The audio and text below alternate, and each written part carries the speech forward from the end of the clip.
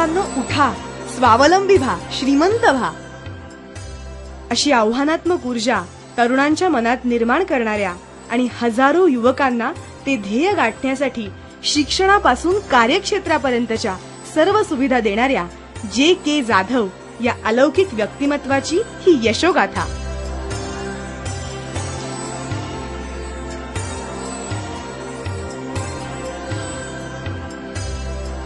भारतीय ग्रामीण पुनर्रचना संस्था वर्षानुवर्ष दुर्लक्षित राहिलेल्या ग्रामीण विकासाच्या योजना यशस्वीपणे राबवण्यासाठी आदर्श आकृतीबंध घेऊन उदयाला आलेली ही संस्था 1984 सालची, म्हणजेच 25 वर्षापूर्वींची. भारतीय ग्रामीण पुनर्रचना संस्थेच्या माध्यमातून गेल्या 25 वर्षात वैजापूर तालुक्याचा कायापालट तर झालाच, परंतु या बरोबरीनं औरंगाबाद आणि मुंबईतही या संस्थेनं शाखा विस्तार केला. या भारतीय ग्रामीण पुनर्रचना संस्थेचे शिल्पकार म्हणून आज ज्यांचा गौरवानं उल्लेख केला जातो ते संस्थापक अध्यक्ष जे.के. जाधव. शिऊर या खेडेगावात माझा जन्म झाला. या ठिकाणी मी 10वी पर्यंत शिकलो. पुढे मी इंजिनिअरिंगची डिग्री घेतली आणि क्लास 1 अधिकारी म्हणून माझी शासनामध्ये नेमणूक झाली. मी बाहेर शहरामध्ये फिरत असताना माझ्या लक्षात असं यायचं की शहरामध्ये अनेक महाविद्यालय आहेत, अनेक कारखाने आहेत, अनेक नोकरीच्या व्यवसायाच्या संधी आहेत, परंतु ग्रामीण भागामध्ये मात्र मुलं शिकत नाहीत, मुली शिकत नाहीत, त्यांना नोकरीच्या संधी नाहीत. ते हे मला अत्यंत प्रकर्षाने जाणवायचं आणि वाटायचं की आपण आपल्या भागामध्ये, आपल्या गावात काहीतरी केलं पाहिजे. म्हणून पहिल्या प्रथम आम्ही मुलींच्या शिक्षणासाठी संत बहिणाबाई विद्यालय या नावाची शाळा सुरू केली आणि शाळेसोबतच म्हणजे शिक्षणासोबतच ग्रामीण भागामध्ये औद्योगिक विकास आणि शेतीचा विकास या तिन्ही गोष्टी झाल्या पाहिजे, म्हणजे शिक्षण, शेती आणि औद्योगिक. परंतु या सगळ्यांचा पाया शिक्षण आहे. आभाळाला गवसणी घालण्याचं अभूतपूर्व कर्तृत्व सिद्ध केलेले जे.के. जाधव यांची ओळख आता केवळ भारतीय ग्रामीण पुनर्रचनेपुरतीच मर्यादित न राहता लोकजीवनाच्या विकासाचे शास्त्रशुद्ध मार्गदर्शक, ग्रामीण युवकांचं प्रेरणास्थान आणि तळागाळातल्या जनतेचं श्रद्धास्थान असा त्यांचा परिचय दिला जातो.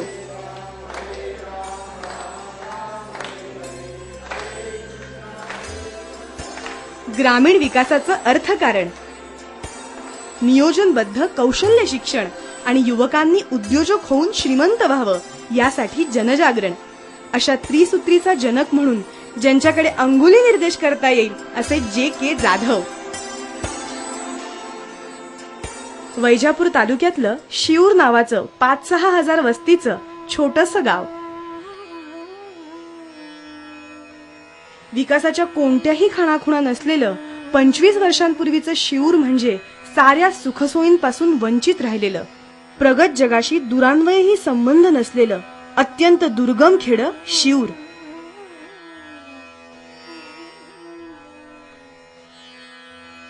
या खेड्यात केवळ 2.5 एकर कोरडवाहू शेती असलेल्या आणि अत्यंत हालाखीचं जीवन कंठत असलेल्या स्वातंत्र्य सैनिक खंडेराव जाधव यांचं हे घर. या खंडेरावांचं आयुष्य स्वतःच्या कोरडवाहू जमिनीकडे निराशेनं पाहण्यात जात होतं.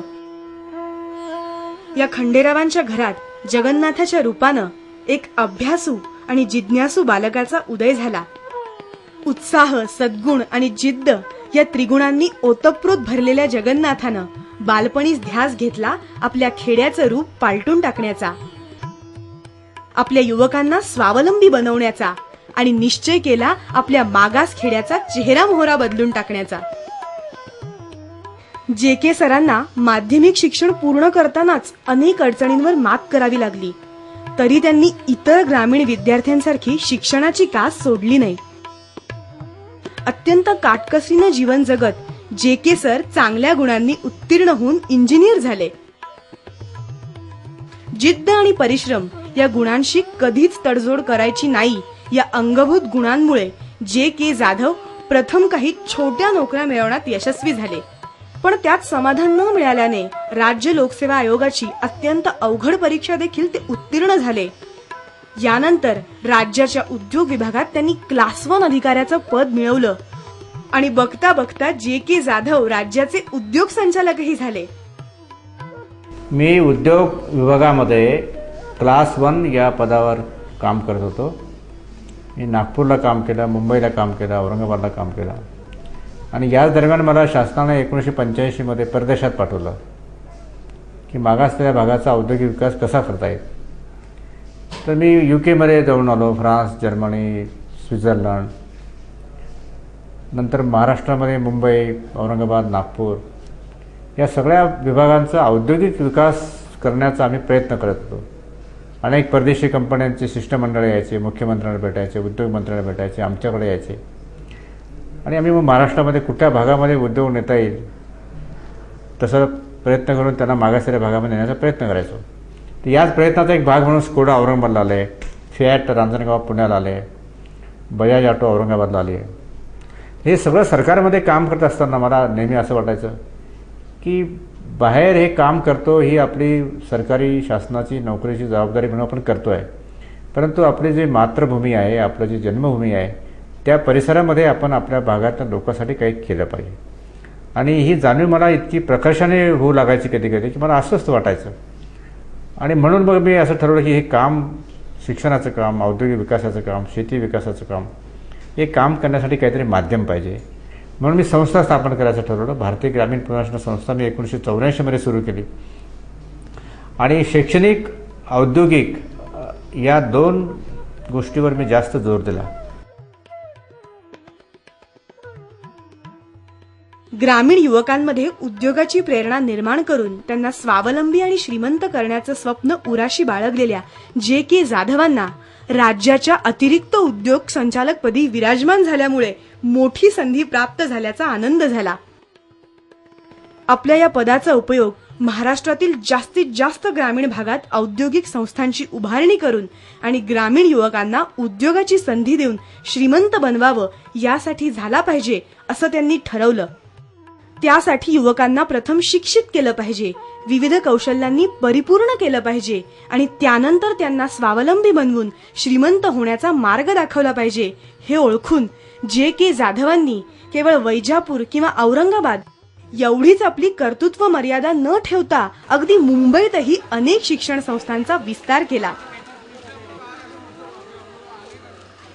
ग्रामीण युवकाला राजधानीपर्यंत मजल मारता आली तरच त्याचा स्वतःचा आणि पर्यायानं त्याच्या खेड्याचा विकास होईल हे ओळखून जे.के. जाधवांनी मोठ्या प्रमाणावर शिक्षण संस्थांचं जाळं विणलं.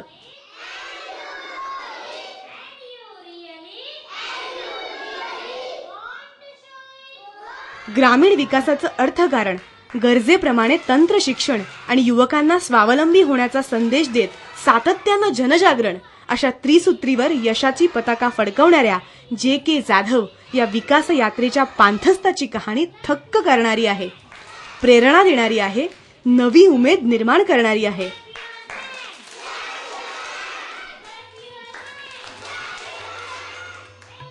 ग्रामीण युवक केवळ साक्षर होऊन चालणार नाही, तर त्याला उच्च शिक्षण मिळालं पाहिजे, कौशल्य शिक्षण मिळालं पाहिजे, स्वावलंबी होण्याचा आत्मविश्वास मिळाला पाहिजे. हे ओळखून जे.के. जाधवांनी अगदी प्राथमिक शिक्षणापासून अभियांत्रिकी किंवा व्यवस्थापन शिक्षणापर्यंतच्या सोयी उपलब्ध करून दिल्या.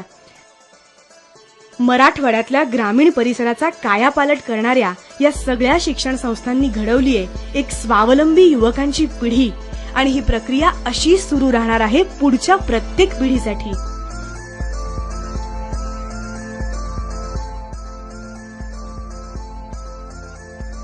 जे.के. जाधवांच्या प्रयत्नांचा मागोवा घेतला आणि क्षणोक्षणी थक्क करणारी माहिती मिळत गेली. शासनात उच्च पदावर विराजमान झाल्यामुळेच आपल्या कर्तृत्वाला जोड मिळाली याबद्दल जे.के. जाधव कृतज्ञता व्यक्त करतात आणि शासनाच्या योजना तळागाळातल्या जनतेपर्यंत पोहोचवण्याचा एक आदर्श शासकीय अधिकाऱ्यांसमोर उभा करतात. शिक्षण संस्थांच्या विस्ताराचा एवढा मोठा आवाका गाठणं एकट्या दुकट्याचं काम नाही, त्यासाठी समर्पित भावनेनं सहकार्य करणाऱ्या सहकाऱ्यांची गरज असते. अशा आपल्या सहकाऱ्यांचा उल्लेख जे.के. जाधव आवर्जून करतात. भारतीय ग्रामीण पुनर्वसन संस्थेची सुरुवात करताना मला कैलासवासी दत्तात्रय शिवरकर, कैलासवासी के.एच. लोहाडे यांची फार मदत झाली. त्यानंतर काळाच्या प्रवाहामध्ये माझी पत्नी सौ सरस्वती जाधव, माझा भाऊ एकनाथराव जाधव, माझे वडील श्री खंडेराव फकीरराव जाधव, माझे सासरे ॲडव्होकेट बी के देशमाने, माझे मित्र श्री आसाराम बोडखे, माझे मित्र श्री माणिकचंद चुडीवाल, आमचे नातेवाईक प्राध्यापक व्ही डी गाडेकर, अशा अनेक व्यक्तींचा मला खूप उपयोग झाला. पुढे बँक सुरू करताना श्री रावसाहेब शेळके, माझा भाऊ एकनाथराव जाधव, अर्जुन गायके, यासोबत सध्याचे केंद्रीय मंत्री श्री विलासरावजी देशमुख यांचाही मला फार पाठिंबा मिळाला. याबरोबरच माझे अनेक मित्र आहेत, अनेक सरकारी अधिकारी आहेत, अनेक नातेवाईक आहेत. त्या सर्वांचा उल्लेख इथं करणं शक्य नाही, परंतु त्यांच्या हातभारामुळे, त्यांच्या पाठिंब्यामुळे मी आजपर्यंत जो आमचा प्रवास आहे तो चांगल्या प्रकारे करू शकलो. शिऊर, वैजापूर, औरंगाबाद ते थेट मुंबई अशा अनेक ठिकाणी जे.के. जाधव यांनी शैक्षणिक संस्थांचा विस्तार केला. या संस्थांमधली एक महत्वाची संस्था म्हणजे औरंगाबादची ही हायटेक इन्स्टिट्यूट. औरंगाबाद मधल्या हायटेक इंजिनिअरिंग इन्स्टिट्यूटची ही थक्क करणारी वास्तुरचना,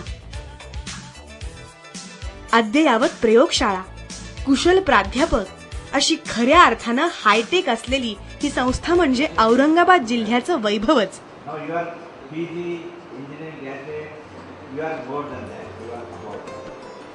जे.के. जाधव यांनी स्थापन केलेल्या संस्थांना आपण एक धावती भेट देतोय.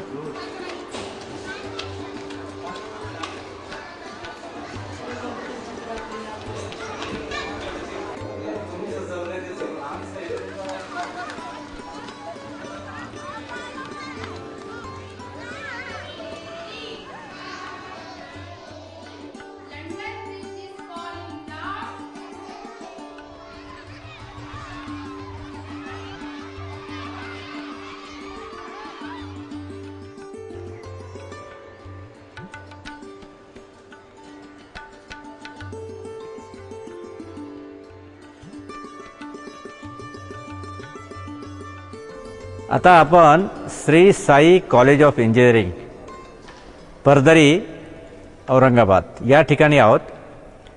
हे इंजिनिअरिंग कॉलेज आमच्या संस्थेने 2 वर्षापूर्वी सुरू केलं आहे. मी आता एकदम भूतकाळात जातो. मला आठवतं की 1972 जेव्हा मी बी झालो आणि 1968 मी प्रवेश घेतला इंजिनिअरिंग कॉलेजला, तेव्हा संपूर्ण मराठवाड्यामध्ये फक्त engineering college, government engineering college Aurangabad हे एकच कॉलेज होतं.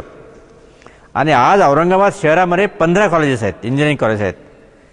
आमचे एकूण 4 इंजिनिअरिंग कॉलेजेस औरंगाबादमध्ये आहेत. म्हणजे विद्यार्थ्यांना आता शिक्षणाच्या संधी भरपूर उपलब्ध आहेत.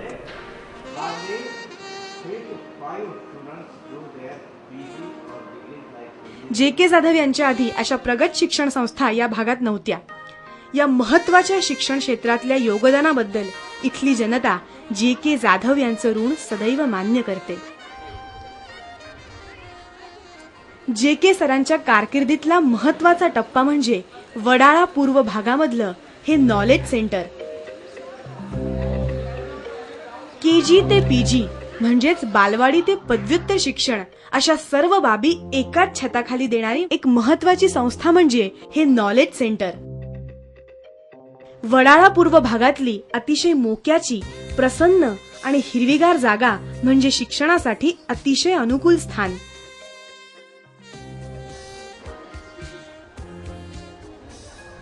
या विस्तीर्ण इमारतीत आधुनिक ग्रंथालय, हायटेक कम्प्युटर लॅब, कुशल प्राध्यापक, तरुणाईनं गजबजलेलं कॅन्टीन या बाबी तर आहेतच, पण तळमजल्यालाच सुरक्षित असं लेडीज हॉस्टेल देखील आहे. इतक्या सर्व सुविधा अंडर वन रूफ हा शैक्षणिक क्षेत्रातला चमत्कारच.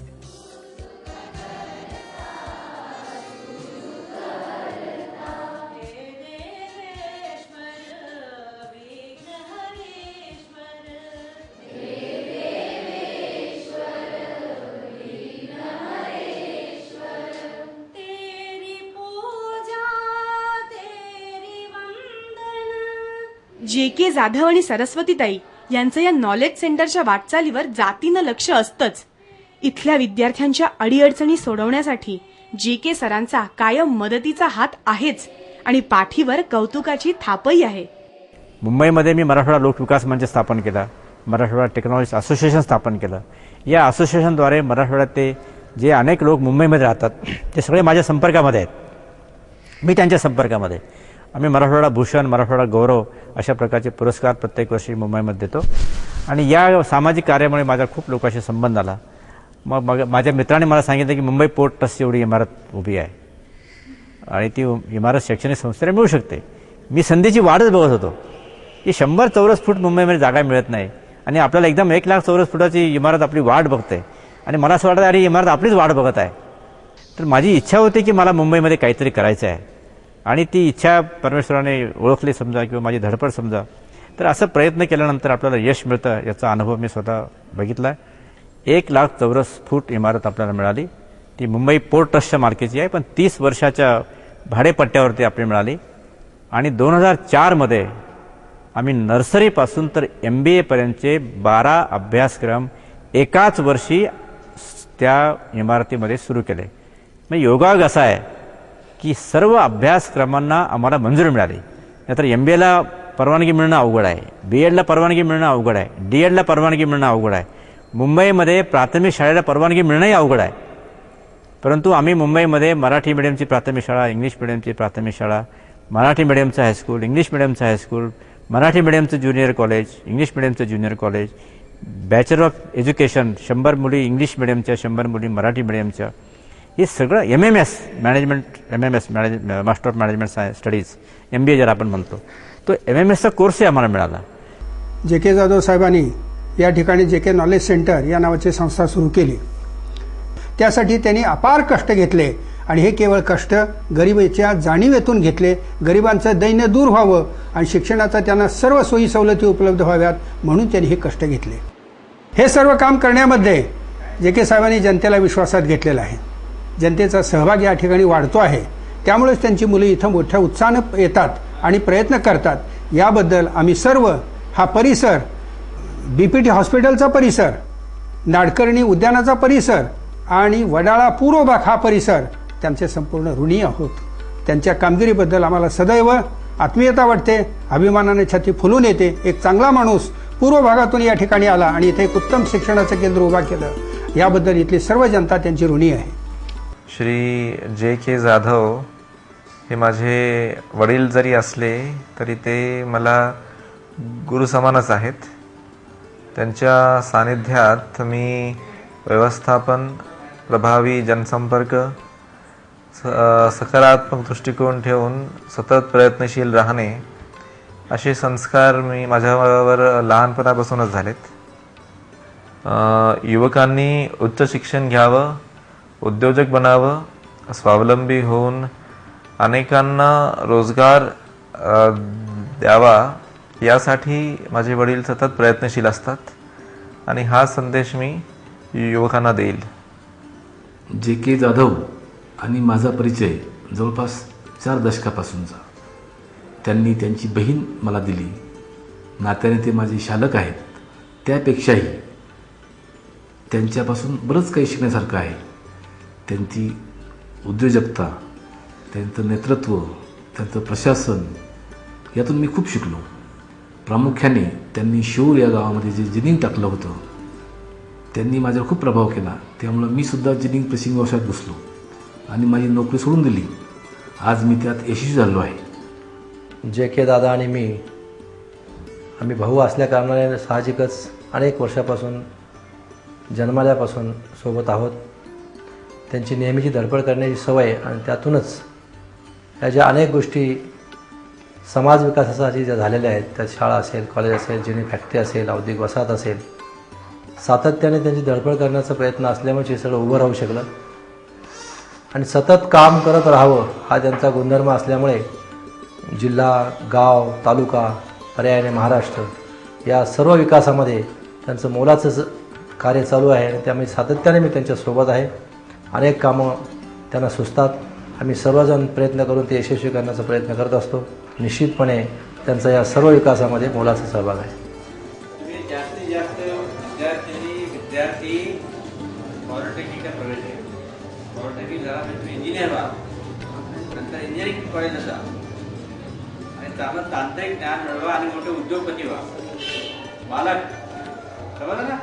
युवकांना स्वावलंबी बनवण्याच्या प्रयत्नातला शिक्षण हा पहिला टप्पा.